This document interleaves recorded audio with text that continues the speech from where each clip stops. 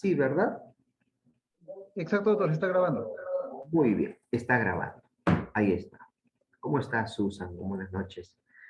Habíamos comentado que el tema que hoy vamos a desarrollar es, pues, el título preliminar, ¿correcto? El título preliminar del Código Civil. ¿Correcto? El título preliminar del Código Civil. Y evidentemente, lo primero que debemos de tener nosotros en consideración es, oye, ¿qué contiene el título preliminar? Uno, y dos, ¿por qué debo estudiar yo el título preliminar? ¿Verdad? Y hay que precisar que el título preliminar de nuestro Código Civil comprende 10 principios. ¿Correcto? El título preliminar está conformado en base a 10 artículos que en el fondo cada artículo es un principio. Por lo tanto, el título preliminar del Código Civil comprende 10 principios. Ahora, la pregunta es, ¿por qué debo estudiar yo el título preliminar del Código Civil? Y la respuesta es muy sencilla, que el título preliminar comprende el conjunto, ojo, de normas rectoras, principios de normas rectoras, que constituyen, ojo con esto, la base, y no es cualquier cosa, ojo, constituyen la base del ordenamiento jurídico. ¿En serio, profesor? A ver, no sé qué salió. La base del ordenamiento jurídico. Profesor, yo pensé que el título preliminar solamente era para comprender el derecho civil. Pero ahora usted señala que el título preliminar es importante estudiar porque son normas rectoras, ¿verdad? Normas rectoras, ir acá, normas rectoras que van a constituir la base del ordenamiento jurídico. Es decir, el título preliminar, doctores, no solamente nos sirve para entender el derecho civil, sino que el título preliminar nos sirve para comprender el ordenamiento jurídico en general. Oye, y si el título preliminar constituye principios que me ayudan a comprender y entender el ordenamiento jurídico en general, sí que es importante estudiarlos, sí que es importante dedicarle un tiempo para su lectura y comprender cada uno de los artículos. Por lo tanto, la primera conclusión que vamos a arribar es que el título preliminar es importante no solamente para comprender el derecho civil, sino para comprender nuestro ordenamiento jurídico en general. Claro está, reitero, que mientras hay una norma especial, ustedes saben que siempre va a ponderar y priorizar la norma especial sobre la norma general. Pero cuando no haya una norma especial y haya algún desacuerdo, alguna incertidumbre sobre cierto tema, entonces el título preliminar va a ingresar de una u otra manera a dar respuesta a esas incertidumbres que en otras ramas del derecho puedan existir. Qué interesante entonces el título preliminar. 10 principios. ¿Cuál es el primer principio? Y obviamente es lo que vamos a estudiar, los principios. ¿Cuál es el primer principio que establece o que regula nuestro Código Civil? El primer principio del título preliminar es la derogación de la norma, ¿correcto? Seguramente algunos de ustedes, y los invito, claro está, a que puedan paralelamente acompañarnos con la lectura del artículo pertinente del Código Civil. Por temas de tiempo yo voy a ir desarrollándolo, pero ustedes paralelamente pueden ir haciendo la lectura al artículo que vamos comentando. Y el primer artículo nos habla sobre la derogación de la norma. Y nos dice el primer artículo que la ley se deroga solo por otra ley. ¿Correcto? Que la ley se deroga solo por otra ley. Entonces, en síntesis, ¿qué nos quiere decir este artículo que parece tan sencillo, pero que en el fondo se van a dar cuenta que es bastante interesante y amplio? Lo primero que vamos a apuntar es que el artículo 1 nos habla sobre derogar, ¿correcto? Nos habla sobre derogar, pero debemos de tener en consideración, vamos a ponerlo aquí con una flechita, que cuando nos habla de derogar, lo que nos está diciendo este artículo es que una ley, que una norma, ¿correcto? Se deja sin efecto solo por otra ley o por otra norma del mismo nivel jerárquico. O nos dice, y esto es interesante, una ley se deja sin efecto solo por otra ley del mismo rango jerárquico, es decir, por una norma de igual jerarquía, o se deja sin efecto una norma por otra de mayor jerarquía. Es decir, las normas en nuestro país tranquilamente pueden dejarse sin efecto. Pero para que una norma se deje sin efecto, necesariamente la norma que pretende dejar sin efecto a otra tiene que ser de igual jerarquía o tiene que ser de mayor jerarquía. Y cuando nosotros hablamos de la jerarquía de nombres, evidentemente lo primero que se va a venir a nuestra mente es pues la pirámide, y ahí es donde nosotros vamos a encontrar el orden jerárquico de las normas, ¿correcto? Pero acá hay un dato más. Cuando este artículo 1 nos comienza a hablar y decir la ley se deroga solo por otra ley de igual o de mayor jerarquía, nosotros, para poder comprender en sentido completo este artículo, debemos diferenciar dos cosas. Lo primero que debemos de tener en consideración es tener claro qué cosa significa derogar, así a secas, la palabra derogar. Y la palabra derogar significa, en palabras muy sencillas, simplemente dejar sin efecto. ¿Correcto? Derogar significa dejar sin efecto. Pero dentro del término derogar, ¿no? Dentro del término derogar, van a nacer dos especies de esta palabra técnica que es derogar. Y estas dos palabras técnicas que es derogar se subclasifican en uno, que es abrogar o abrogación, como quieran llamarle, abrogación, y otra que es propiamente derogación. Dos palabras que van a nacer del término derogar, es decir, la palabra derogar es un género cuyas especies son abrogar y derogar. ¿Qué tienen en común la palabra abrogar y derogación? Que ambos dejan sin efecto algo. Pero como estamos hablando de las normas, ¿verdad? Lo que debemos entender cuando hablamos de la palabra abrogar es dejar sin efecto toda una ley, toda una norma.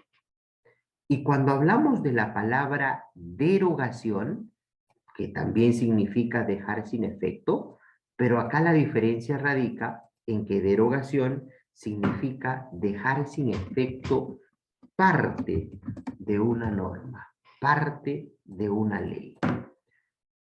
Ah, profesor, o sea, ¿se puede dejar sin efecto toda una ley o se puede dejar sin efecto parte de una ley? Y si se deja sin efecto toda una ley, a eso es lo que técnicamente se le denomina abrogar. Pero cuando se deja sin efecto parte de una ley, a eso se le llama derogar, derogación propiamente. Entonces podemos concluir y señalar lo siguiente. Para dejar sin efecto toda una ley o parte de una ley, necesariamente la norma que pretende dejarla sin efecto tiene que ser de igual jerarquía o mayor jerarquía.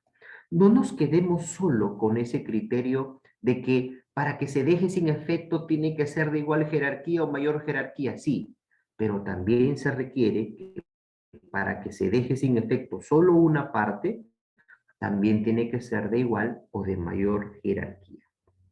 Y nótese que este principio, el primer principio de derogación de la norma, hace referencia, pues, no solamente a las normas del derecho civil, sino también en cualquier norma, en cualquier rama del derecho, sea penal, laboral. Para que se deje sin efecto una norma tiene que ser de igual jerarquía o de mayor jerarquía. Para que se deje sin efecto parte de una ley, igual tendrá que ser de igual jerarquía o de mayor jerarquía. Aplica, reitero, no solamente al derecho civil, sino, ¿por qué no decirlo?, al ordenamiento jurídico en general. No solo en el derecho civil una norma se deja sin efecto por otra de igual o mayor jerarquía. Eso sucede en el ordenamiento jurídico en general. Sin embargo, aquí nace otra interrogante bastante interesante. Ya nos queda claro, profesor, que una norma se deja sin efecto por otra de igual o mayor jerarquía. Y ya me queda claro que abrogar es dejar sin efecto todo y derogar es dejar sin efecto solo una parte. Pero, profesor, nosotros estamos hablando de dejar sin efecto la norma, de dejar sin efecto todo o parte de una norma. La pregunta es, ¿solo las leyes se dejan sin efecto por la ley? Uno o dos, ¿quiénes emiten las normas jurídicas? Es una pregunta bastante interesante. ¿Quién emite una norma jurídica? Y seguramente la primera inquietud que nosotros vamos a tener respecto a este interrogante es, pues, profesor, no hay que dudarlo. Quien emite una norma jurídica, profesor, en términos generales, ¿verdad? Es, pues, profesor, el Estado. El Estado es quien emite de manera general las normas jurídicas. Mi mamá no emite normas jurídicas, profesor. De manera general, quien va a emitir las normas jurídicas es el Estado a través de su diverso aparato estatal. Pero la pregunta sigue siendo, ¿es el Estado el único que emite normas jurídicas? La respuesta es no. ¿Por qué, profesor? Porque no solo el Estado emite normas jurídicas, también emiten normas jurídicas los particulares. Nosotros los particulares también podemos emitir normas jurídicas. Pero ¿cuál es la diferencia? Que las normas dadas por el Estado es erga omnes, es decir, es para todos. En cambio, las normas dadas por los particulares no es para todos, solo para aquellos particulares, ¿verdad? Así es, Noemí, por eso señalé el Estado a través de sus diversos aparatos estatales. Pero no es el único quien emite normas el Estado, sino también los particulares, nosotros. ¿Y cómo nosotros podemos emitir normas, profesor? Nosotros emitimos normas a través de los contratos. Y ustedes recordarán, pues, ese aforismo, el contrato es ley para las partes, ¿verdad?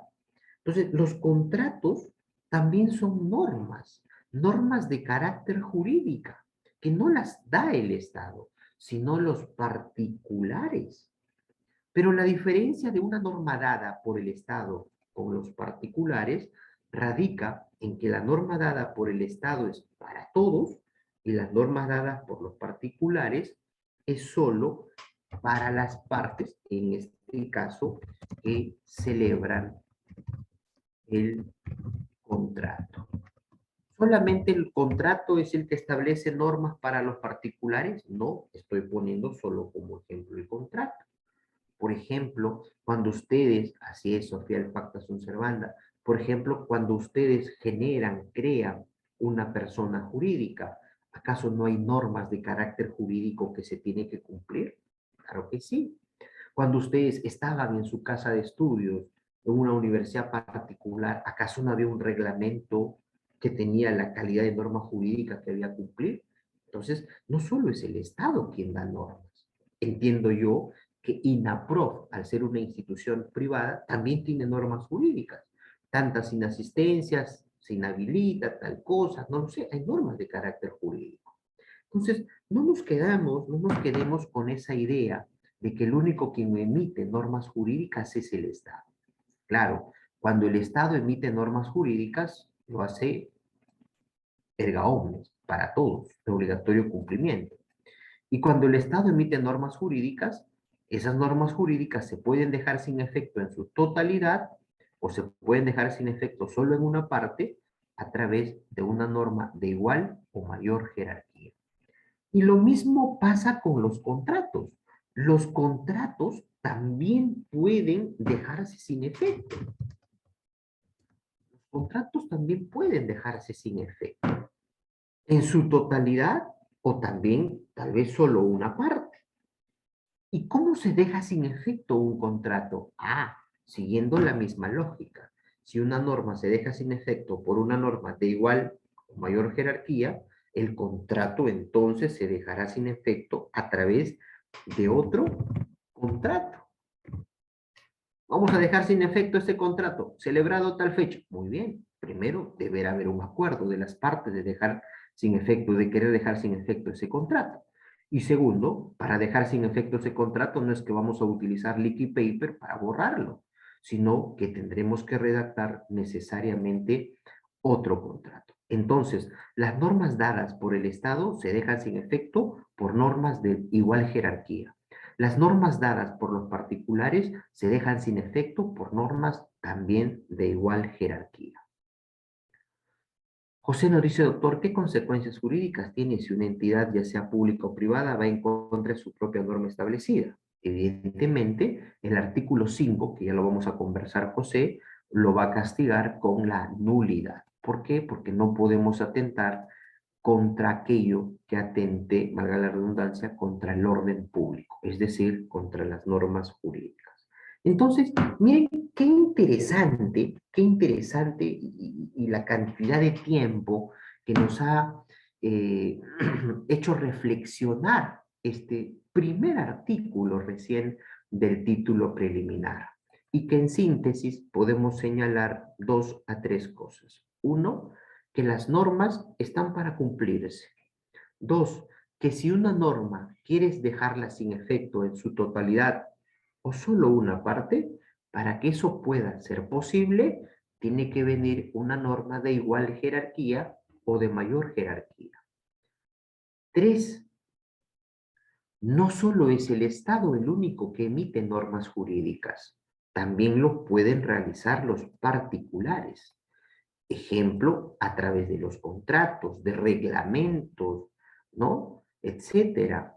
Y que esas normas jurídicas dadas por los particulares también pueden dejarse sin efecto en su totalidad o solo en una parte.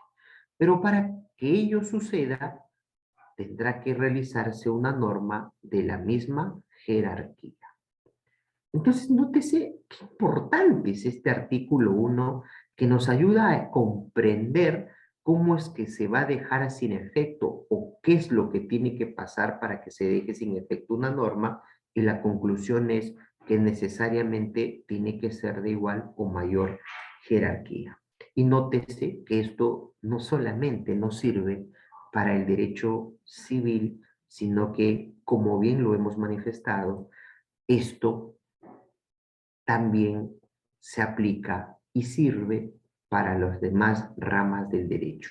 Por eso se dice que el título preliminar es importante, porque en él contiene, pues, normas que nos van a ayudar para poder comprender el ordenamiento jurídico en general. Entonces, miren qué interesante, queridos amigos, el artículo 1 y la cantidad de tiempo que nos ha tomado para poder explicar y reflexionar sobre el título 1. Profesor, el día de hoy vamos a conversar todo el título preliminar, sí. Profesor, hoy tenemos 2 horas de sesión, sí. Pero ¿saben qué es lo importante de este nuestro curso? Que si no nos alcanza estas 2 horas, continuaremos la próxima semana, ¿no? Con el tema para poder culminar y zanjar tranquilamente el tema que ya hemos comenzado a analizar.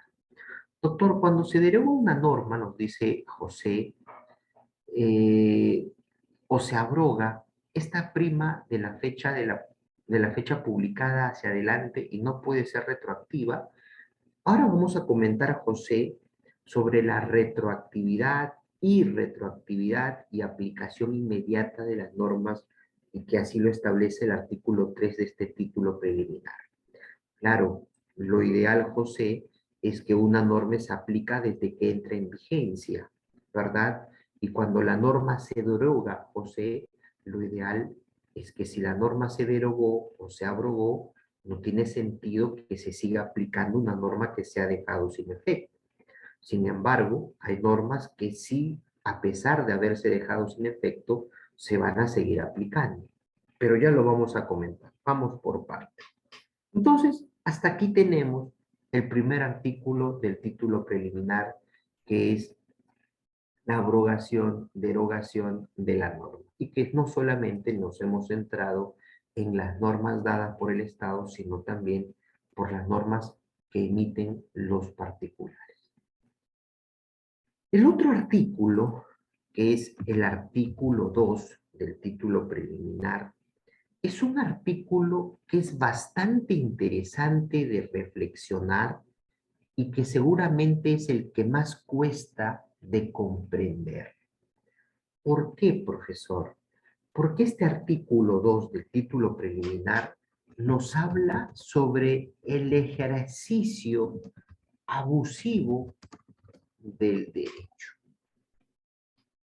¿Correcto? El artículo 2 nos presenta y nos dice el ejercicio abusivo del derecho.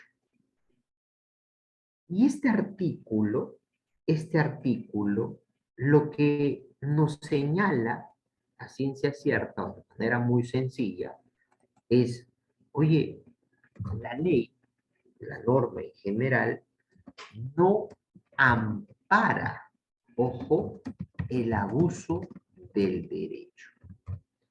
Seguramente muchos de nosotros siempre hemos escuchado que mi derecho acaba cuando empieza tu derecho, ¿verdad? Y obviamente está plasmado de una u otra manera en este principio. La ley no ampara el abuso del derecho. ¿Y qué nos quiere decir esto, profesor? Lo que nos quiere decir esto, en el fondo, es que nosotros como operadores del derecho, tenemos que respetar el derecho de los demás. Profesor, pero eso nosotros ya lo sabemos. Sí, claro, hay que respetar el derecho de los demás. Porque si tú no respetas el derecho de los demás, entonces estás abusando de tu derecho, y la ley no tolera, la ley no ampara que tú abuses de tu derecho.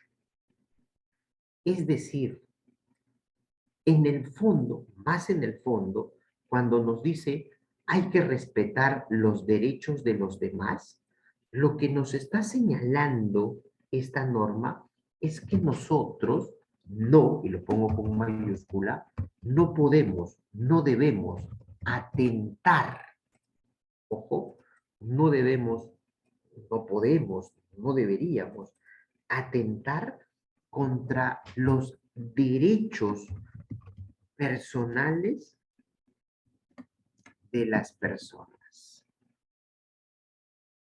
Por ejemplo, nosotros no podemos atentar contra la integridad física y o psicológica de las personas. En general, debemos respetar a las personas siempre. Pero no solamente debemos de respetar los derechos de las personas, sino también debemos de respetar al patrimonio de las personas. Querramos o no, hay que respetar el patrimonio que con tanto esfuerzo han adquirido las personas. Y si tú no respetas el patrimonio de las personas, entonces también estás abusando de tu derecho. Entonces eso no se puede tolerar, nos dice la norma. Sí, profesor, pero eso es muy sencillo. Es verdad, es muy sencillo. Claro está que nosotros debemos de respetar el derecho que tiene todo ser humano, debemos nosotros de respetar el patrimonio de las personas, sus bienes, no debemos atentar, no debemos perjudicar. Parece sencillo este artículo, pero sin embargo, yo te pongo un ejemplo. Yo te pongo un ejemplo. Miren, y seguramente el ejemplo es un poco delicado, es un poco fuerte, pero nos va a ayudar a reflexionar sobre la importancia de este artículo 2. Imaginemos, imaginemos que nosotros, ¿no? O pongamos aquí en el ejemplo, imaginemos que este señor es padre de este niñito, ¿correcto? De un bebé. No sé si acá tengo la imagen de un recién nacido, no lo sé. Tal vez aquí. Ahí está.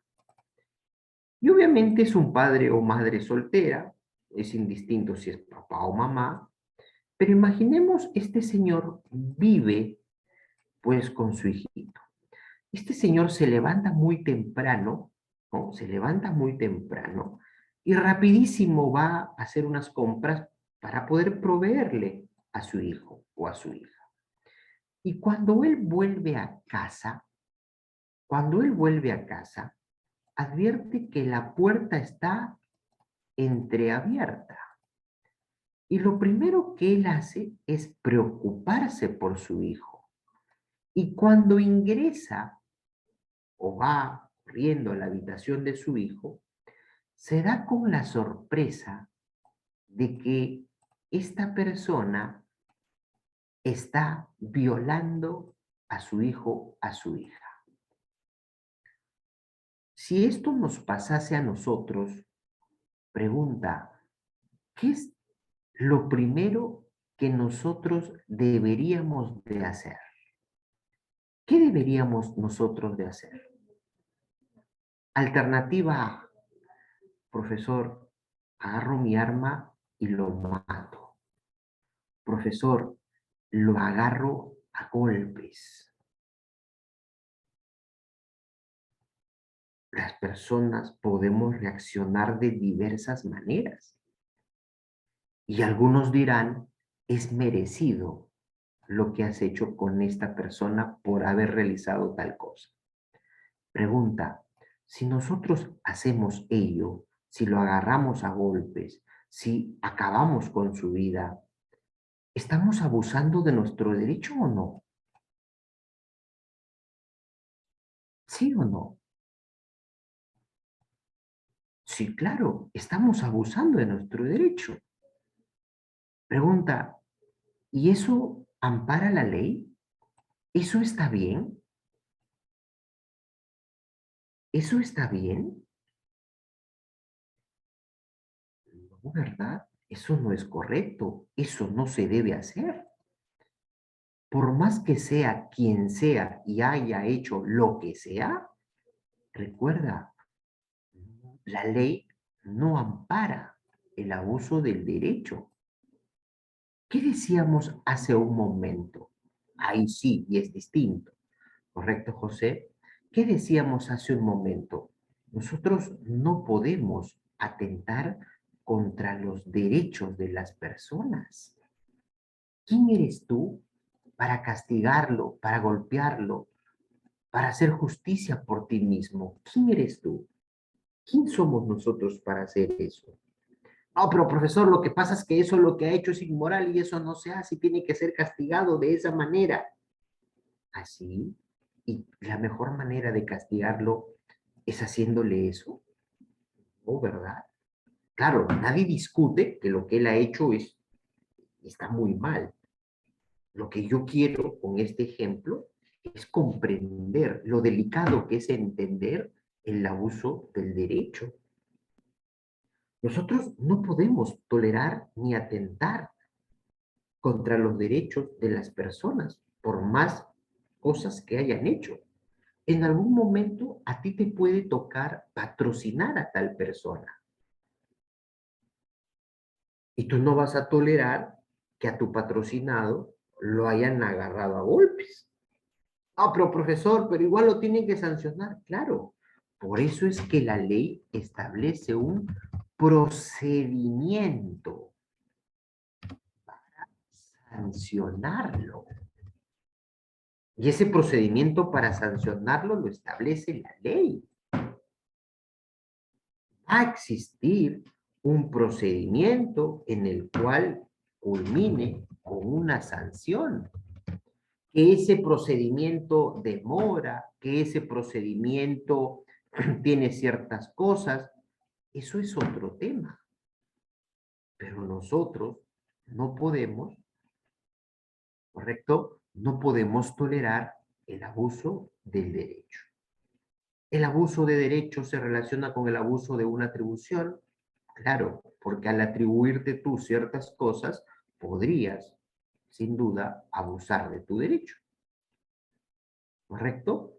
Entonces, ojo con esto, queridos amigos. Por más cosas que hayamos hecho, esa persona tiene derechos. Si ha hecho cosas malas, tranquilo, la ley ha previsto un procedimiento para que lo puedan castigar.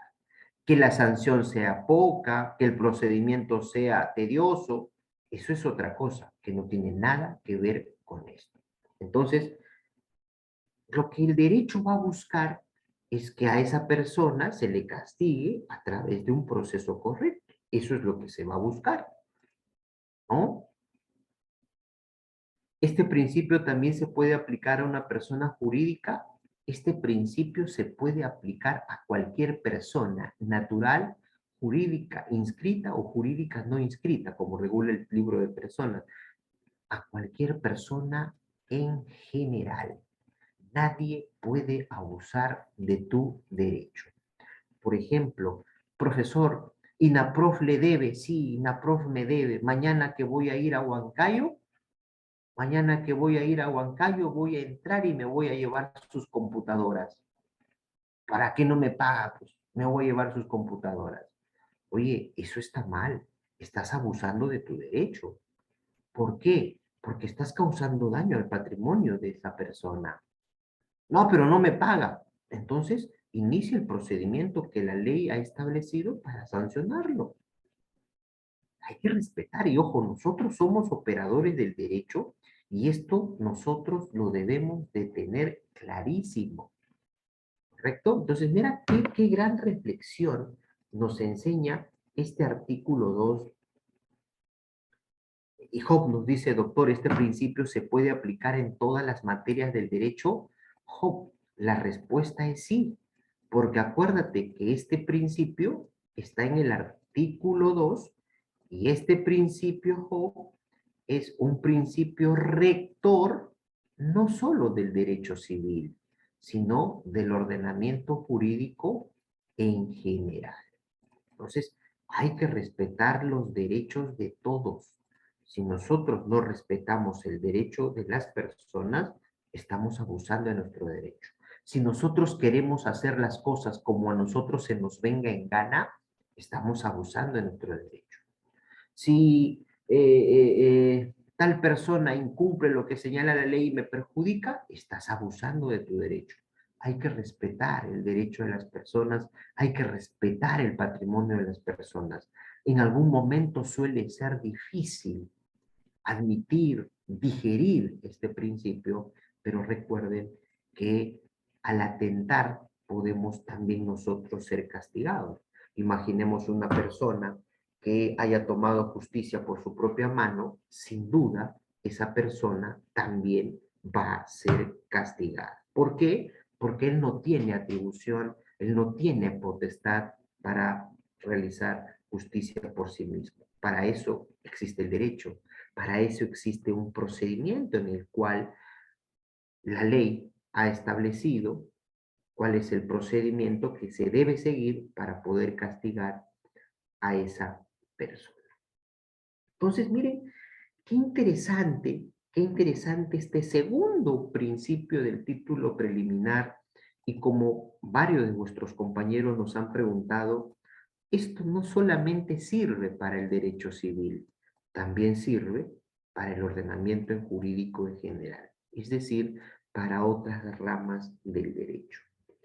Una hora casi ha pasado de lo que estamos conversando y recién hemos podido reflexionar de dos principios de los 10 que hoy debemos analizar. Entonces, interesante, ojo, interesante este principio tener en consideración. Y nosotros como abogados, como operadores del derecho, debemos hacer que esto se cumpla, porque nosotros siempre vamos a tener como abogados que somos, tener que cumplir con los procedimientos establecidos por la ley. Si nosotros no cumplimos con esto, que somos abogados, entonces, ¿qué mensaje podemos transmitir? ¿Verdad? Muy bien. Luego tenemos el artículo 3. Claro, por ejemplo, en el tema de la libertad de expresión, nosotros tenemos la libertad de expresarnos, pero de expresarnos con fundamento, de expresarnos con motivación, no de expresarnos en el sentido de decir cualquier cosa, porque cualquier cosa puede causar daño, ¿correcto? Y al causar daño, vulnera derecho. Y si vulnera derecho, entonces estamos abusando de nuestro derecho. Esa es la rúbrica para darnos cuenta si lo que hacemos considera abuso o no de derecho. Por ejemplo, si tú me debes dinero y yo te digo, hey, págame, hoy día vence o ayer venció, y tú me dices, no te pago, no te quiero pagar, demándame si quieres. ¿Eso es abuso del derecho? Sí, claro, eso es abuso del derecho. Porque al realizar eso, estás vulnerando. ¿Por qué me estás vulnerándome? Porque voy a tener que iniciar todo un proceso donde voy a gastar, donde soy perjudicado, y evidentemente se advierte pues la rúbrica del abuso del derecho. Pero si yo le digo, oye, si no me pagas te voy a demandar y voy a solicitar el embargo de tus bienes. ¿El decir eso constituye un abuso del derecho? No. ¿Por qué? Por lo que tú acabas de decir está dentro de lo permitido por ley. Y si está dentro de lo permitido por ley, entonces no encaja en abuso del derecho. Tan sencillo como eso. Por otro lado, tenemos el artículo 3 del título preliminar. Y el artículo 3, que es algo que nos preguntaba hace un momento uno de vuestros compañeros sobre la retroactividad, ¿no? José creo que era el que nos preguntaba, ¿no? El artículo 3, miren, el artículo 3 del título preliminar nos habla sobre la aplicación de la ley, de la norma, en el tiempo. Y seguramente mucho de esto ustedes, nosotros hemos conversado, hemos leído, cuando hemos estudiado introducción al derecho, y que siempre nuestro profesor nos decía sobre la retroactividad. Miren, aquí está la base legal. artículo 3 del título preliminar del Código Civil. Para comprender la aplicación de la ley en el tiempo, ¿no? Vamos a realizar un pequeño cuadro. Normalmente, ¿correcto? Normalmente, vamos a ponerlo así, normalmente una norma, una ley, se aplica o debe empezarse a aplicar desde que entra en vigencia. Ya es otro tema aparte, algunas entran en vigencia de manera inmediata, otros esperan un tiempo. Para nosotros eso es indistinto. Lo que nosotros debemos de tener en consideración es que lo cierto es que una norma ha de aplicarse desde que entra en vigencia. Desde ahí, una norma para nosotros debe aplicarse. Pero debe aplicarse solo mientras está vigente, ¿correcto? Es decir, desde que entre en vigencia, debe aplicarse hasta que se deje sin efecto. Una norma debe aplicarse desde que entre en vigencia hasta que se deje sin efecto. Es decir, las normas deben aplicarse mientras están vigentes. Vigente la norma, debe aplicarse, debe cumplirse. Y cuando la norma está vigente, ¿correcto? Cuando la norma está vigente, debe cumplirse. Y a eso es lo que nosotros técnicamente le denominamos aplicación inmediata. Aplicación inmediata. ¿Qué quiere decir? Que debe aplicarse inmediatamente una norma que está vigente. ¿Y desde cuándo se aplica una norma que está vigente? Desde el momento que entre en vigencia hasta que se deje sin efecto. Tan sencillo como eso. ¿Qué nos dice la lógica? Que si una norma se dejó sin efecto, que si una norma se abrogó, pregunta, por regla general, una norma que se ha dejado sin efecto ya no debe aplicarse. Eso nos dice la norma general, ¿verdad?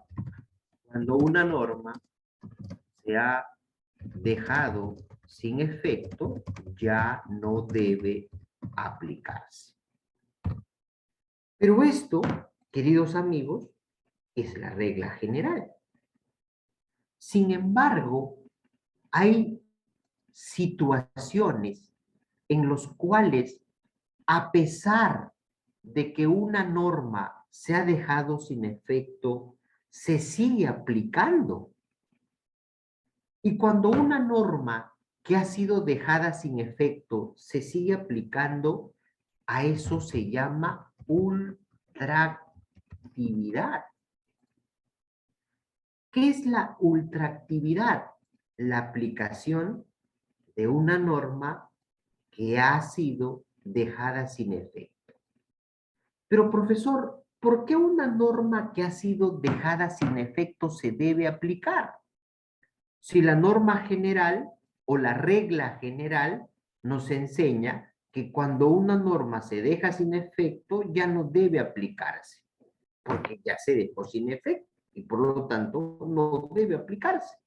Pero sin embargo, hay normas que a pesar de que ya han sido dejadas sin efecto, se tienen que seguir aplicando. ¿Y por qué? Porque hay personas que han adquirido ciertos derechos. Y para estas personas que han adquirido ciertos derechos, para esas personas, la ley tendrá que seguir aplicándosele a pesar de que se ha dejado sin efecto. Un claro ejemplo. Valga la redundancia, por ejemplo, la ley 2530, una norma pensionaria, y que mucha gente, mientras esa norma estaba vigente, se ha dejado sin efecto. Pero ellos que han adquirido ese derecho, para ellos, solo para ellos, se va a seguir aplicando. Y a eso es lo que se le llama, así es, a ellos que se le llama ultraactividad. Entonces, ¿qué es la ultraactividad? La aplicación, ¿no? Vamos a ponerle aquí, la aplicación de una norma que ha sido dejada sin efecto. ¿Y por qué se aplica? Para aquellos que adquirieron tal derecho. Por ejemplo, recordarán ustedes cuando el nuevo Código Procesal Penal entró en vigencia, bueno, ya no es tan nuevo, cuando entró en vigencia, a partir de ahí se aplicaban los nuevos casos, pero con la antigua norma procesal tenía que seguir aplicándosele para ellos esa norma que a pesar ya se les había dejado sin efecto. Entonces, reitero, la norma general nos dice que una norma solo debe aplicarse mientras está vigente. Pero una vez que se ha dejado sin efecto, la regla nos dice ya no debe aplicarse. Si se aplica, a eso se llama ultraactividad. Y se aplica no en todos los casos, solo para aquellos que hayan adquirido ciertos o tales derechos. Profesor, ¿y si una norma entra en vigencia el día de hoy, 16, 17 de agosto, 16 de agosto? Si una norma entra en vigencia el día de hoy, se entiende que debe aplicarse desde que entró en vigencia para adelante, no para atrás. Así es. Y vamos a ponerle así. Una norma se aplica para los hechos desde su entrada en vigencia para adelante. Es decir, si una norma entra en vigencia el día de hoy, debería aplicarse para los hechos a partir del día de hoy, para adelante. Sin embargo, se puede aplicar una norma que ha entrado en vigencia el día de hoy para hechos anteriores a su entrada en vigencia. Y en ese caso, cuando la norma se aplica para hechos anteriores a su entrada en vigencia, a eso es lo que nosotros técnicamente le denominamos retroactividad. ¿Qué es la retroactividad? La aplicación de una norma vigente para hechos anteriores a su vigencia. Y que normalmente, por lo general, se aplica en materia penal cuando favorece al reo. Y miren, una norma de derecho penal que lo encontramos, y es una norma, es un principio base en el derecho penal, que lo encontramos en el título preliminar del Código Civil. Interesante, ¿no? Interesante. Claro, siempre cuando beneficie, si no, no, pues, ¿verdad? Siempre cuando beneficie. Entonces, ¿cuáles son las reflexiones sobre este artículo 3? La primera reflexión es que una norma se aplica solo cuando está vigente. Es decir, la regla general nos dice que no debe ser ni ultraactiva ni debe ser retroactiva, ¿verdad? Acuérdense que la ultraactividad y la retroactividad son excepciones. La regla general es que sea de aplicación inmediata. Por eso te dice, oye, la norma no debe ser ni ultraactiva ni retroactiva. debe ser de aplicación inmediata. Excepcionalmente será ultraactiva, excepcionalmente será retroactiva. Y a eso es lo que se le denomina, ojo con esto, y retroactividad. Ojo, es distinto a la retroactividad. Acá es y retroactividad. ¿Y qué cosa es la retroactividad? La irretroactividad, queridos amigos, es la aplicación inmediata. Es decir, que una norma no debe ser ni ultraactiva ni retroactiva, sino debe aplicarse por regla general solo mientras está vigente. ¿Correcto? Doctor, ¿podría, por favor, darnos una explicación sobre los actos propios? Ya está relacionado con la ultraactividad. Claro, básicamente, para poder comprender el tema de la ultraactividad, son, a ver, dos cosas aquí. Lo primero, cuando una norma se deja sin efecto, ustedes saben que para que una norma se deje sin efecto, tiene que existir otra norma, ¿verdad? Tiene que existir otra norma, necesariamente. Solo no se puede dejar sin efecto, a no ser que tenga fecha de vigencia. Entonces, cuando una norma se deja sin efecto, lo primero que debemos de tener en consideración es que, por lo general, existe otra norma que termina dejando sin efecto. Dos, cuando sale esta nueva norma dejando sin efecto, ¿correcto? Debe pronunciarse. Se pronuncia. ¿Sobre qué? Sobre qué es lo que va a pasar con aquellos que ya adquirieron tal derecho. Si la norma no dice nada, es decir, si no se pronunciara, se entiende que todos los que han adquirido durante el tiempo vigente esa norma, para ellos se les va a aplicar tal norma o se les va a seguir aplicando tal norma. Pero si la norma sale y dice se deja sin efecto tal norma, y para los casos que ya entraron en vigencia con la anterior norma, se dejará sin efecto. Y entonces ahí ya no se aplicará la ultraactividad, porque allí la propia norma te está señalando. Un claro ejemplo, doctor. ¿Recuerdan ustedes que hasta hace unos años se regulaba el proceso de interdicción civil para varios casos? ¿Recuerdan? Era interdicción civil para varios casos. Y que lo que buscaba era declarar interdicto y nombrar curador, ¿verdad? Para todos los supuestos que la ley señalaba. Pero ahora ustedes saben que la interdicción civil se dejó sin efecto en su gran mayoría y solo queda vigente para 4 casos puntuales.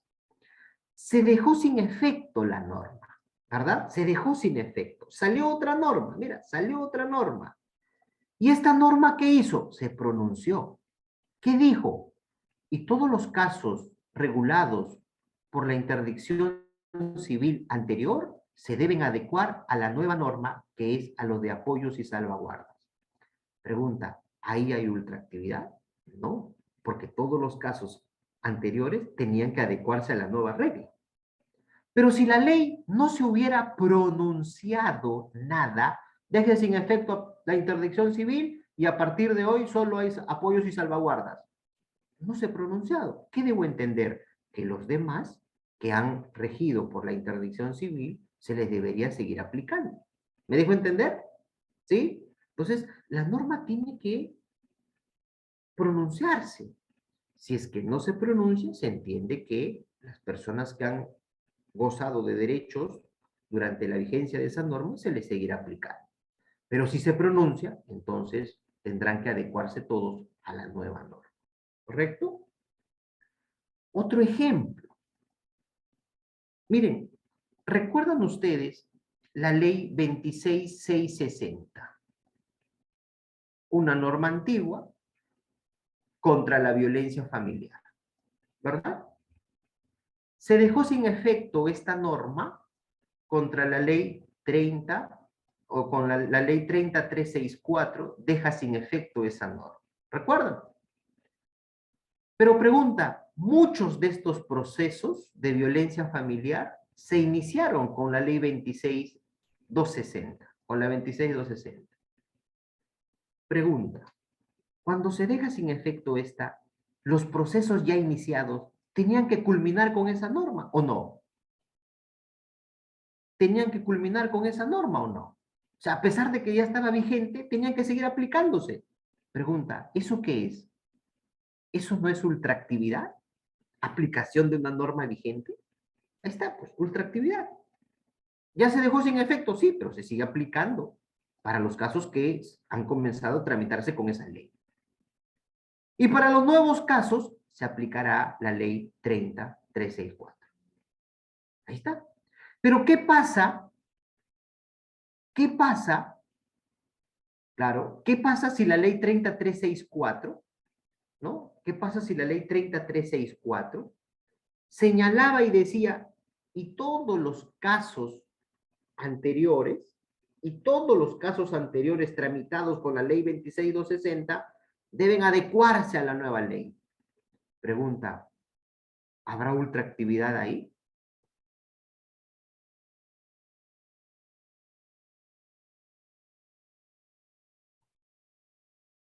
¿Habrá ultraactividad ahí?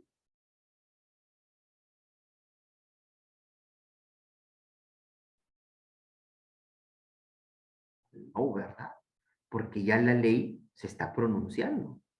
En el hipotético caso, ojo, la ley 30364 no se ha pronunciado, estoy poniendo como ejemplo. ¿Qué pasa si la ley 30364 decía, dejen sin efecto la ley 26260 y todos los procesos que se han tramitado bajo esas normas tendrán que regirse ahora por este nuevo trámite? No pasó eso, ¿verdad? No pasó eso, simplemente dejó sin efecto, pero entendió que, bueno, los trámites que ya iniciaron bajo esa norma tendrán que culminar con esa norma. Tan sencillo como eso, ¿correcto? Tan sencillo como eso. Te pongo otro ejemplo. Hoy en día, ustedes saben que en el derecho civil hay un nuevo sistema de litigación oral, ¿verdad? Hay un sistema de litigación oral. Y nosotros sabemos que hay un sistema clásico, hay un sistema tradicional.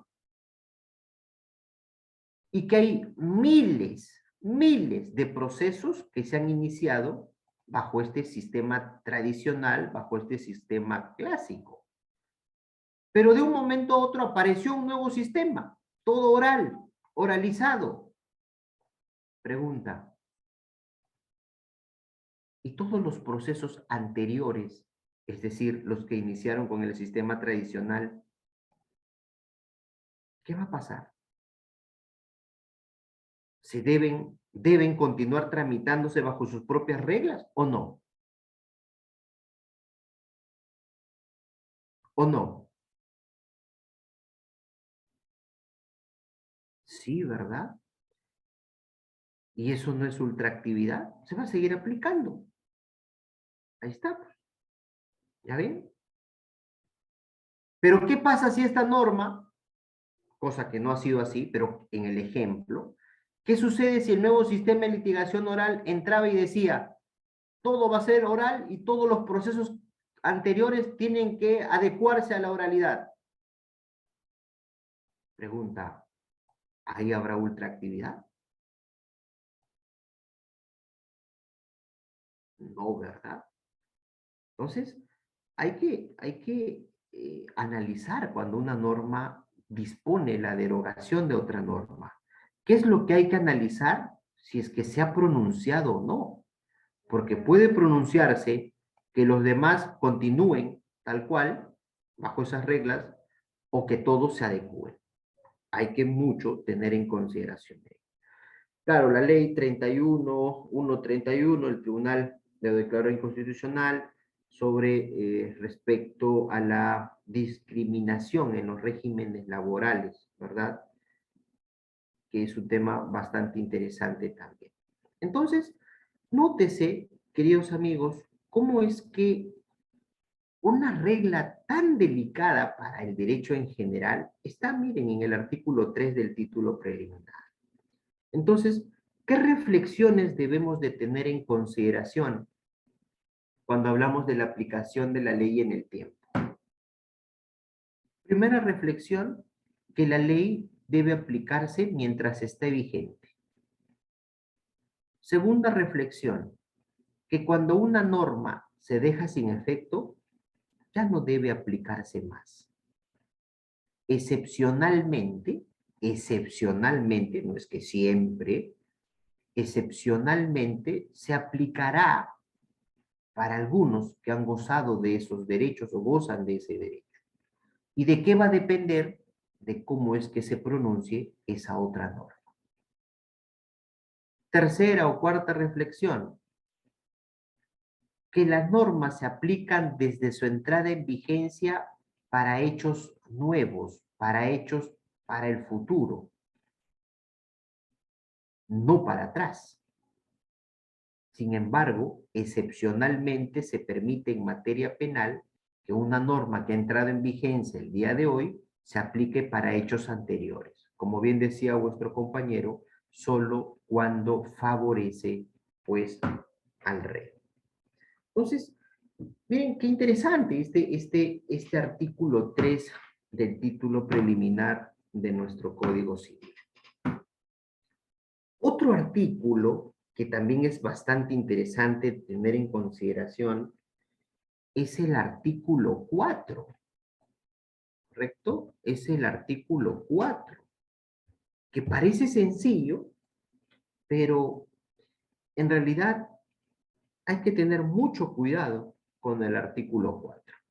Y el artículo 4 nos habla de la aplicación de la analogía. A estas alturas no vamos a definir qué cosa es una analogía, ya ustedes comprenden eso, ¿verdad? Palomita es a volar, como perrito es a ladrar. Ahí están las analogías. Hola Javier, dime. Sí, doctor, antes que pase al siguiente tema, le comento un casito. Miles de pescadores quedaron sin su dinero. Años aportaban en la caja del pescador. Y bueno, específicamente de un pescador que cuando ya las papas quemaban, cuando ya la caja declaraba en quiebra, pues hizo una acción de amparo, un proceso de amparo.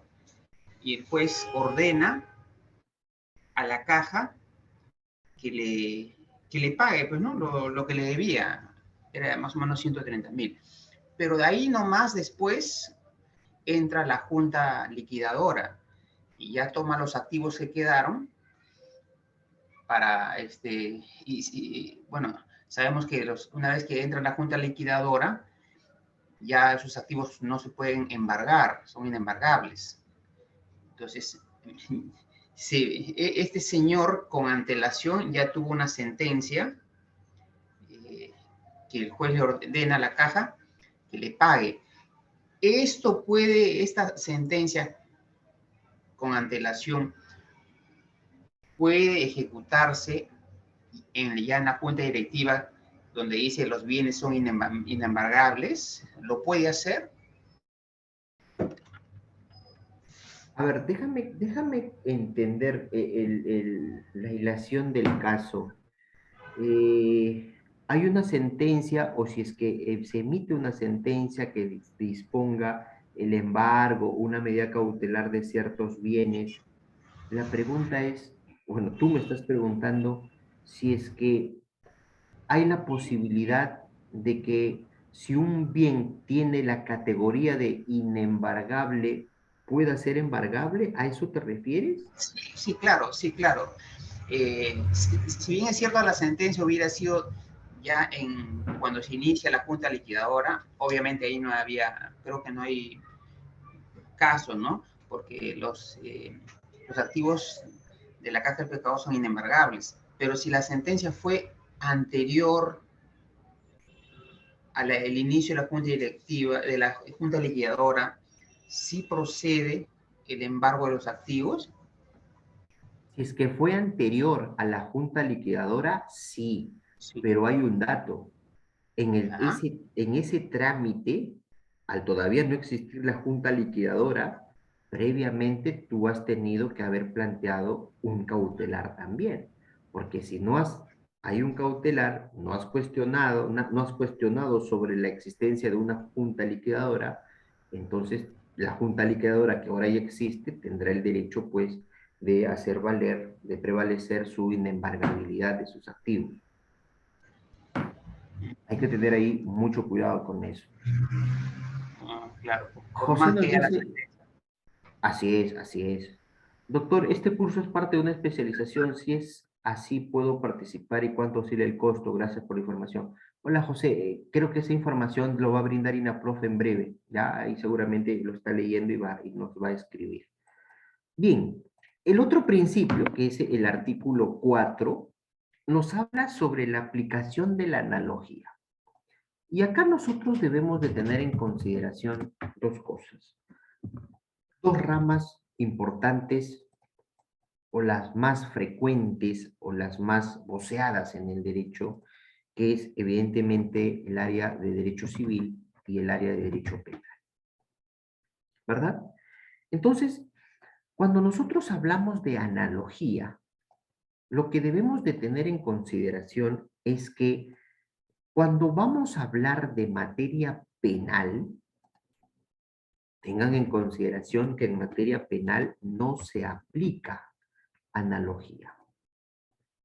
Juan robó, Pedro robó, a Juan le dieron 10 años, entonces Pedro también. No, a lo mejor en el otro caso lo absuelve, ¿verdad? Porque si hacemos eso estaríamos aplicando analogía y eso no es correcto. En materia penal, tengan en consideración que no se aplica ningún tipo de analogía. Y en materia civil, qué interesante. En materia civil, nosotros seguramente hemos estudiado, recordamos diversas clases de analogía. A priori, a fortiori, el que puede lo más puede lo menos, el que no puede lo menos no puede lo más, y etcétera, etcétera, etcétera. Y lo que nosotros debemos de concluir es que en materia civil sí se aplica la analogía. Pero acá hay un dato, no cualquier analogía. En materia civil, la única analogía que se aplica es la analogía de interpretación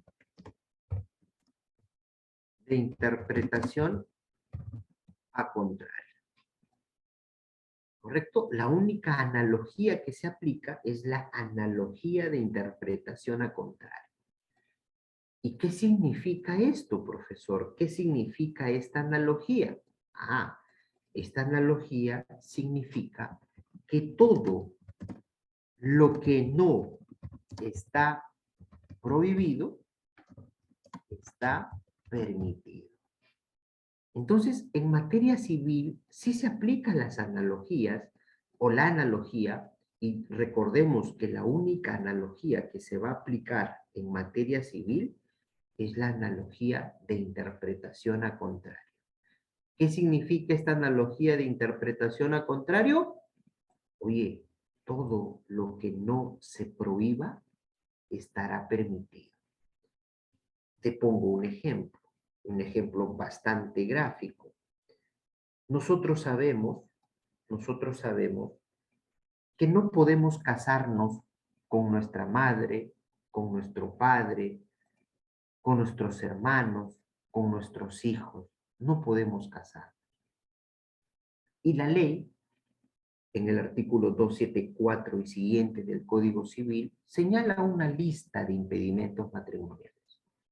Y una de ellas nos dice, no puedes casarte con el familiar del primer grado, con el familiar del segundo grado, con el familiar del tercer grado. No puedes casarte con ellos, salvo una excepción con el familiar del tercer grado. Nos dice eso, no puedes casarte con estos familiares. ¿Y cuáles son estos familiares? Los del primer grado, nuestros padres, ¿correcto? E hijos. Los del segundo grado, nuestros hermanos. No puedo casarme con mi hermana, con mi hermano. Los del tercer grado, con nuestros tíos sobrinos, salvo excepciones, que establece la ley. Pero no establece más. Y la pregunta es, oye, ¿y los del cuarto grado? Ah, los del cuarto grado, la ley no dice nada. ¿Y quiénes son los del cuarto grado? Los del cuarto grado son los primos. Oye, ¿la ley prohíbe el matrimonio con un primo? No. ¿No prohíbe? No. Y como no está prohibido, entonces estará permitido. Sí, también, claro. Ojo con esto, ojo con esto, que parece muy sencillo, esto, pero en realidad tiene bastante aplicación práctica en todo sentido de su vida, inclusive de su vida diaria.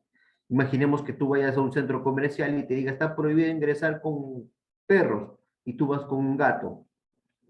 No te han prohibido el ingreso con ese animal, por lo tanto, todo lo que no está prohibido está permitido.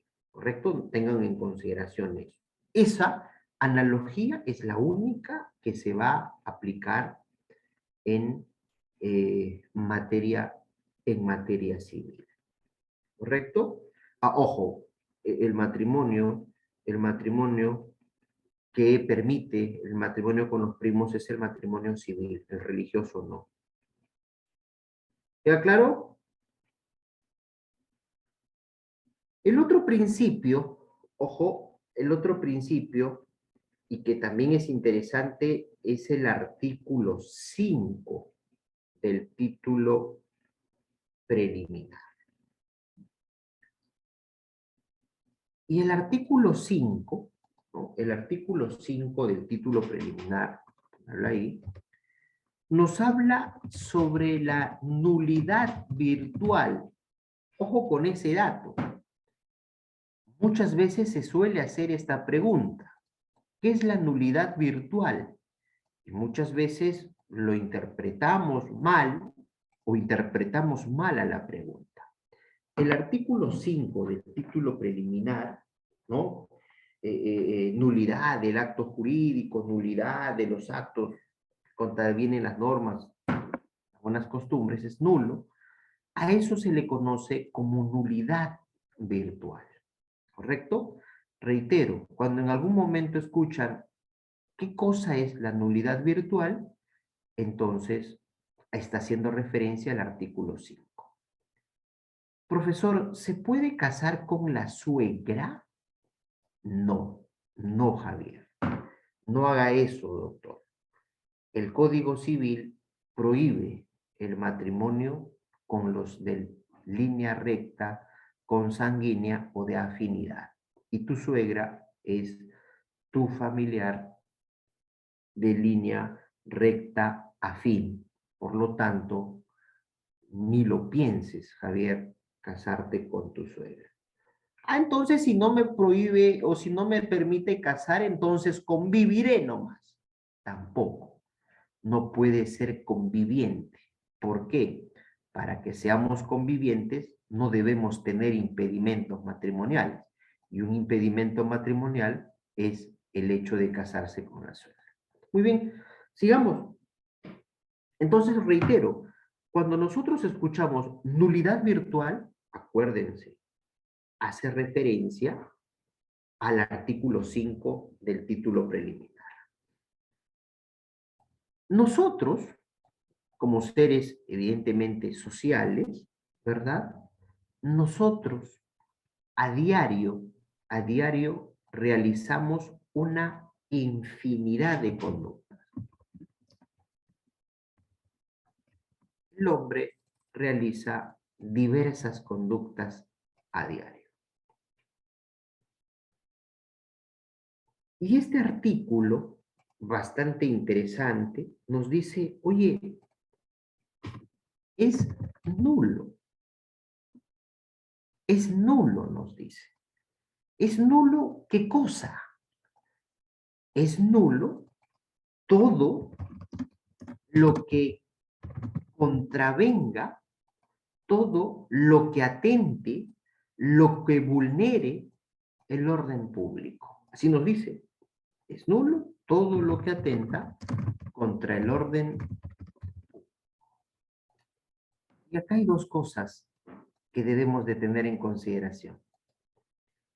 Comprender qué significa cuando el Código Civil nos dice es nulo y qué significa comprender cuando el Código Civil nos dice orden público.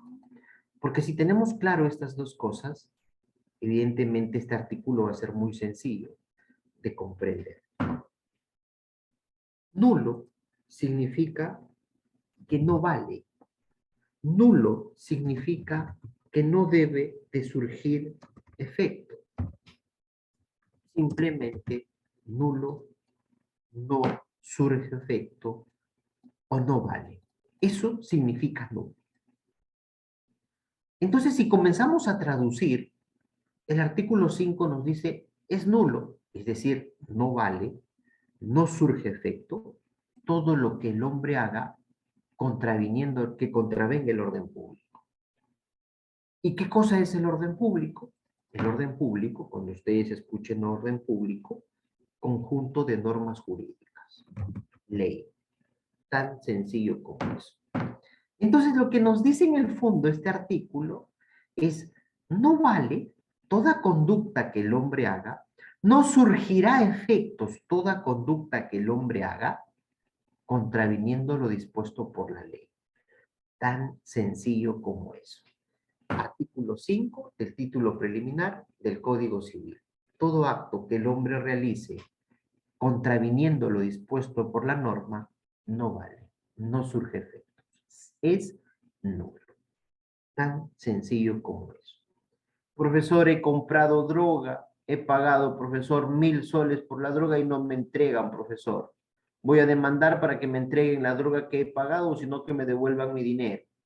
Oye, en principio, eso es jurídicamente imposible, y si has hecho eso, estás contraviniendo la norma y por lo tanto no tienes nada que exigir, nada que reclamar, porque esa conducta que has realizado se entiende como no vale. ¿Correcto? ¿Cuál sería la consecuencia, doctor, si lo establecido no se respeta?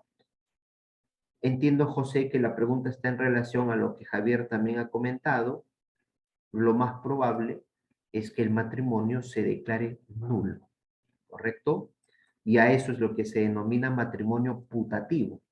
¿Qué es el matrimonio putativo? Aquel matrimonio que ha sido celebrado contraviniendo las reglas del orden público o las reglas de los impedimentos matrimoniales. Entonces, toda conducta que nosotros realicemos y que contravenga lo dispuesto por la norma, por la ley, no vale. Es decir, no surgirá efectos. Ese es el castigo que la ley da a aquellas personas que realizan conductas contraviniendo lo dispuesto por la norma. A eso es lo que se considera en el derecho civil puro conductas antijurídicas.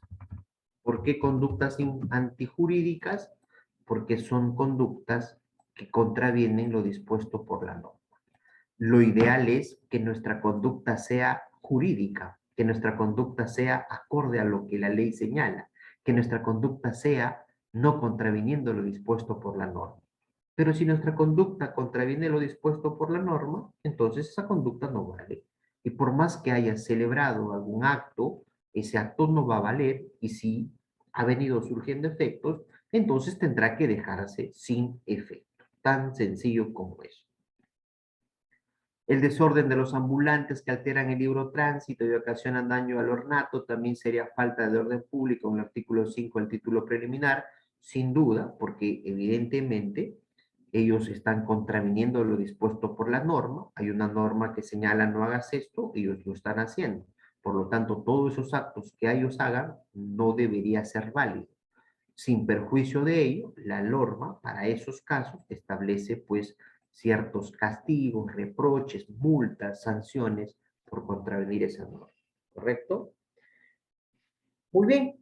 Entonces, no se olviden, queridos amigos, sobre la nulidad virtual. Siempre, siempre se suele preguntar esto y muchas veces confundimos cuando hablamos de nulidad virtual. Doctor, en cuanto al ejemplo de la compra de drogas, si bien el mismo tipo penal establece que no es punible el consumo de droga, por tanto devendría ilícita, y si podría solicitar la ejecución del cumplimiento de la venta de una cantidad permitida por ley.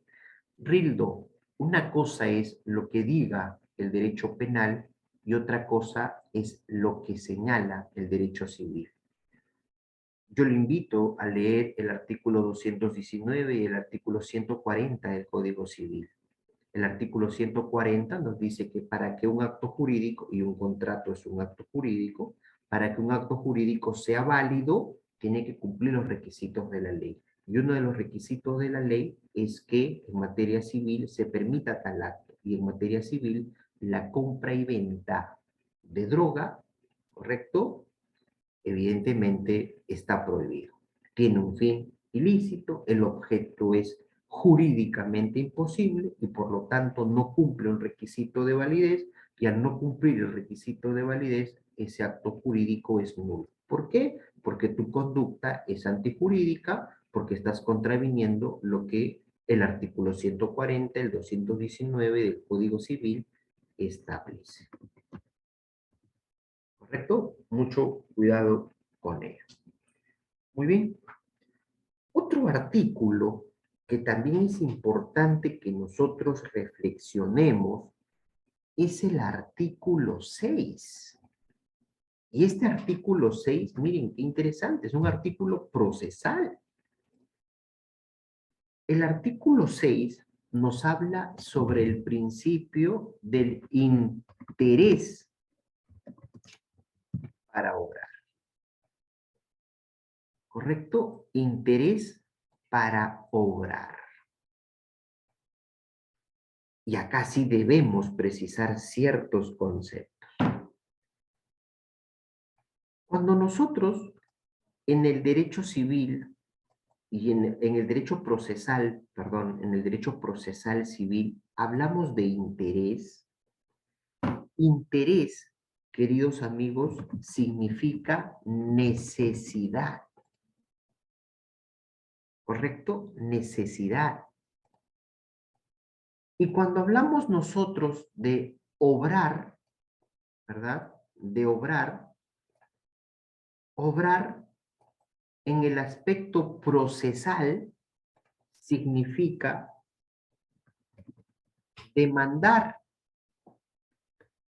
¿correcto? Accionar, demandar, pero no solamente demandar, sino también cuestionar, contradecir, absolver, contestar. Entonces, si nosotros comenzamos a traducir, ya se vuelve más sencillo. Interés para obrar, necesidad para demandar, necesidad para cuestionar, necesidad para contestar.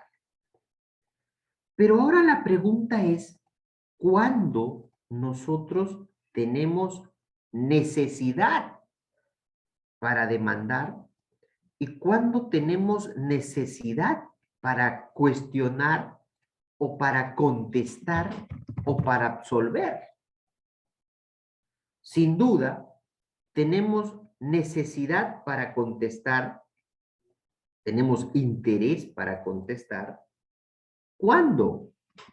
Cuando se han interpuesto pretensiones en nuestra contra. Cuando hay pretensiones en nuestra contra, obviamente hay la necesidad de contestar. ¿Y cuándo tenemos la necesidad de demandar? Tenemos la necesidad de demandar, tenemos el interés de obrar, el interés para demandar, necesidad para demandar, cuando se ha vulnerado, cuando se nos ha vulnerado un derecho. Cuando se nos ha vulnerado un derecho, ahí recién tenemos la necesidad de demandar. Mientras no se atente o vulnere un derecho, no hay necesidad para demandar, es decir, no hay por qué demandar. Si yo le he prestado dinero a Pedro para que me pague el 20 de noviembre ¿Ahorita podré demandarlo? No, porque no hay necesidad. No tengo interés. ¿Y por qué no hay necesidad? Porque no se me ha vulnerado ningún derecho. Pero si ya estamos 5 de diciembre y no me paga y no me quiere pagar, entonces ahí se me ha vulnerado un derecho. Y por lo tanto, ahora ya tengo necesidad. Es decir, tengo interés para obrar. En traducción, tengo necesidad para demandar. ¿Se dan cuenta? Entonces, miren, qué interesante este principio, que evidentemente es un principio procesal. Sin embargo, eso no es todo. El Código Civil, en el artículo 6, nos dice interés para obrar, legitimidad para obrar, ¿verdad? Y ya sabemos que cuando hablamos de interés, hace referencia a la necesidad. Necesidad para obrar, necesidad para demandar, para accionar, necesidad para contestar, para contradecir, para absolver. Sin embargo, reitero, nos habla también este artículo sobre el interés económico. Lo dice para, y así lo dice de manera literal, ¿correcto? Para ejercitar o contestar una acción, es decir, para demandar o para contradecir, es necesario tener legítimo interés económico. Es decir, para demandar o para contestar, debemos de tener un interés económico. Mira, o nos dice, o interés moral. Profesor, el código nos está enseñando que para poder demandar o para poder contestar debemos tener interés económico o de lo contrario, interés moral. ¿Qué era interés? Necesidad, ¿verdad? Económica, en ese caso si lo traducimos, interés moral. ¿Y qué quiere decir, profesor, cuando el código nos dice, para demandar hay que tener interés económico? Y esta es una crítica a nuestro código civil que es muy patrimonialista. Lo que en el fondo quiere decir cuando nos dice interés económico, que en materia civil, ojo, en materia civil, el único que puede demandar, mira, el único que puede demandar es el propio perjudicado directo. ¿Y quién es el perjudicado directo? Aquel que ha sufrido el daño de manera directa. Imaginemos que Pedro atropella a Juan, Juan le han causado daños, va a demandar por daños y perjuicios, Juan es el perjudicado directo. Él directamente ha sufrido el daño. Y lo que nos dice este artículo, que para que puedas en el derecho civil demandar, el único que puede demandar es el propio perjudicado. No es como en el derecho penal, que en el derecho penal tú no denuncias, quien denuncia es el fiscal, salvo una acción de derecho privado. Acá no, acá en el derecho civil, si tú quieres iniciar un proceso civil, solo tú y nadie más que tú tiene que iniciar el proceso. Solo tú y nadie más que tú como perjudicado directo es el único que está facultado para demandar, para iniciar un proceso judicial. Salvo que tú desees dar poder a otra persona. Eso es válido. O sea, profesor, yo solo tengo que demandar. Sí, no lo puede ser mi mamá. No, solo tú. Salvo que tú quieras darle poder a otra persona, un amigo, un familiar, no lo sé. Y cuando otorgas poder a otra persona, lo que estás haciendo allí es le estás dando legitimidad. Es decir, lo estás legitimando, estás autorizando para que otro demande por ti. ¿Eso es posible? Eso es posible. Ahí viene, Miguel. Ahí vamos a comentar. Entonces, la regla general está aquí.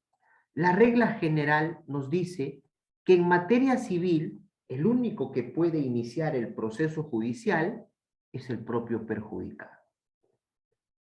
Nadie más que él podrá demandar, salvo que quiera dar poder a otra persona. Y en el caso otorgue poder, entonces lo está legitimando para demandar.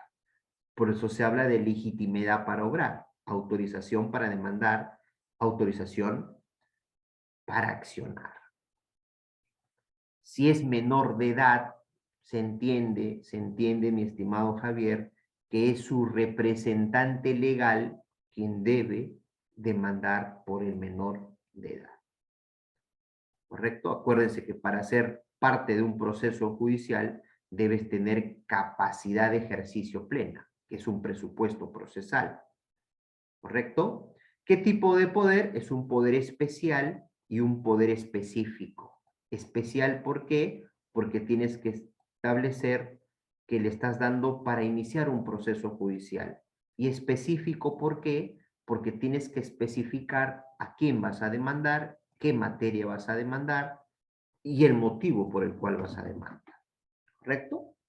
Ese poder tiene que ser, pues, por escritura para que pueda tener validez. Pero no nos apartamos de lo que ahora es interesante captar. La regla general, comentábamos que en el derecho civil el único que va a demandar es el perjudicado directo, el que ha sufrido el daño directamente. Claro está, puede dar poder, ¿verdad?, a otra persona. Pero también nos dice que pueden demandar los que tienen interés moral.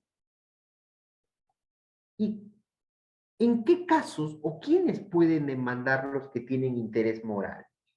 Y los que tienen interés moral son los familiares. Es decir, nuestros familiares podrían demandar por nosotros. El familiar es el que tiene interés moral, necesidad moral. ¿Y el familiar por qué podría demandar, profesor? Porque el familiar puede llegar a ser un perjudicado indirecto. Imagínate que a Pedro lo atropellen, Pedro trabajaba, Pedro murió y su familia, sus hijos y su mujer vivían de Pedro. Obviamente sus familiares son perjudicados indirectos. Entonces, cuando un familiar demanda, él debe precisar que él está demandando porque tiene un interés moral, es decir, porque es un familiar. Pero la pregunta es, ¿en qué casos un familiar puede demandar? Y un familiar puede demandar por ti solo en dos casos. Uno, cuando el perjudicado directo no está. ¿Y por qué no está, profesor? ¿Porque está de viaje? No, no está porque se murió. No está porque se murió. Y claro, si se murió, ¿cómo va a demandar? Tendrá que hacerlo un familiar.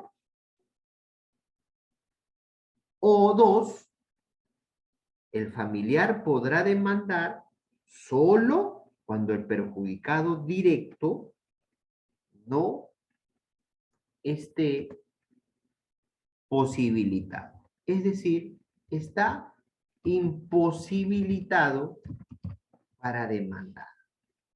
¿Y en qué casos el perjudicado directo puede estar imposibilitado, profesor? Oye, el perjudicado directo está en UCI. El perjudicado directo está en coma. ¿Cómo va a demandar? Si en materia civil el único que demanda es el perjudicado directo y él es el perjudicado directo, ¿cómo va a demandar? Ah, sí, pues, profe, tiene sentido. En ese entonces, en ese supuesto, el familiar podrá demandar porque él, por ley, tiene un interés moral. Pero ojo, no es que el familiar pueda demandar cuando él quiera. El familiar solo podrá demandar, reitero, cuando no esté el perjudicado directo o cuando esté imposibilitado. Pero si el familiar o el perjudicado directo está y no está imposibilitado, no procede la demanda del familiar, salvo que tenga un poder. Y cuando se haya declarado ausente o desaparecido el perjudicado directo, Miguel, en esos casos el perjudicado directo tiene un representante legal y su representante legal, estimado Miguel, está legitimado para poder demandar. ¿Queda claro, Miguel? Entonces, no vayamos a pensar que siempre el familiar va a demandar. No, el familiar demandará solo en estos dos supuestos. Cuando el directo no está porque se murió o está imposibilitado. ¿Qué familiar, profesor, podría demandar? Ya me queda claro en qué casos, pero ¿qué familiar?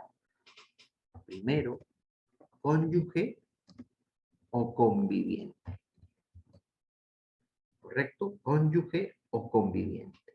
No hay cónyuge conviviente, entonces los hijos. No hay hijos, entonces sus padres.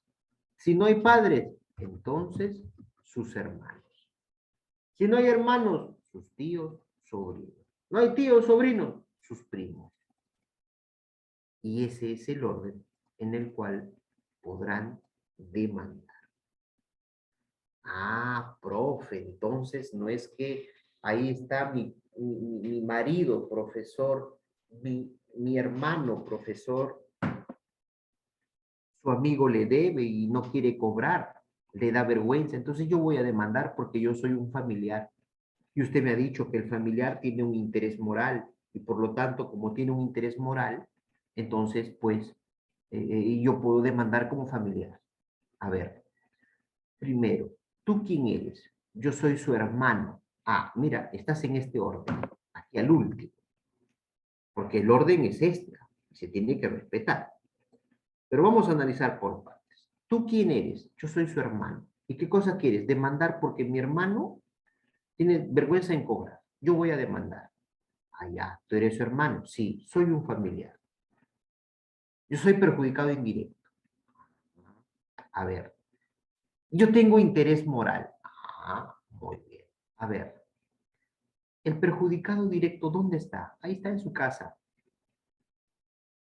¿Cumple uno de estos dos supuestos? ¿No está? Sí está en su casa. ¿Está imposibilitado? No, está jugando play. Pregunta, ¿podrá demandar? No, ¿verdad? Y si no estuviera y estuviera imposibilitado, primero habrá que respetar los órdenes anteriores.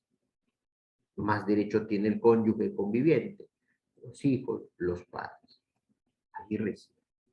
¿Correcto? Entonces no vayamos a pensar, queridos amigos, que en materia civil demanda cualquier persona. No, en materia civil demanda solo el perjudicado directo.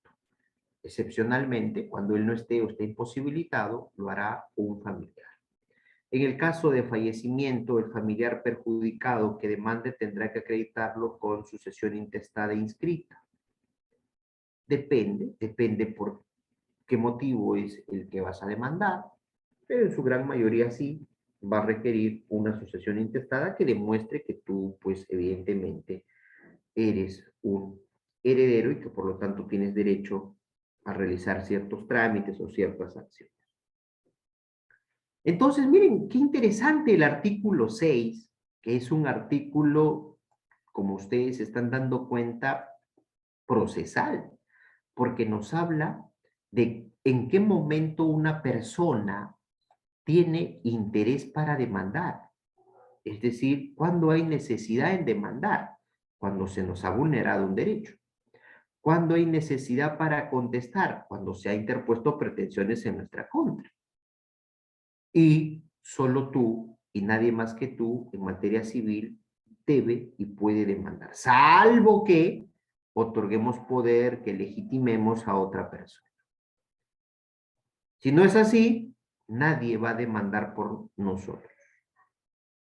¿Correcto? Nadie lo va a hacer. Y si lo hacen, va a rechazar, se va a rechazar. Sin embargo, ya hemos comentado, si existe la posibilidad de que el familiar lo haga previo, pero siempre y cuando se cumpla con ciertos presupuestos que ya hemos mencionado. ¡Wow! Luis, ¿estás por ahí? Queridos amigos, gracias por la paciencia. Dios mediante, nos encontraremos la próxima semana. Un abrazo, gracias. De igual forma, doctor Julio, gracias por acompañarnos en la sesión del día de hoy. Hemos desarrollado el tema sobre el título preliminar del Código Civil, como usted lo ha comentado. El tema no se queda aquí. Vamos a desarrollar todavía un estudio amplio sobre los temas que están pendientes, y hay muchos temas que están todavía por desarrollarse y varios temas que los vamos a desarrollar en el desarrollo de este presente programa de capacitación que es en Derecho Civil.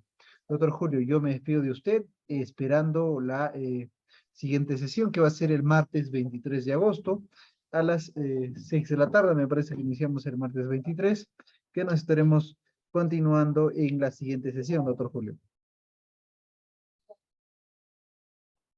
Muy bien, mi estimado, un abrazo, un saludo para todos. Cuídense mucho, buenas noches. Gracias, Excelente, doctor. Gracias a todos los participantes que nos han acompañado en la sesión del día de hoy.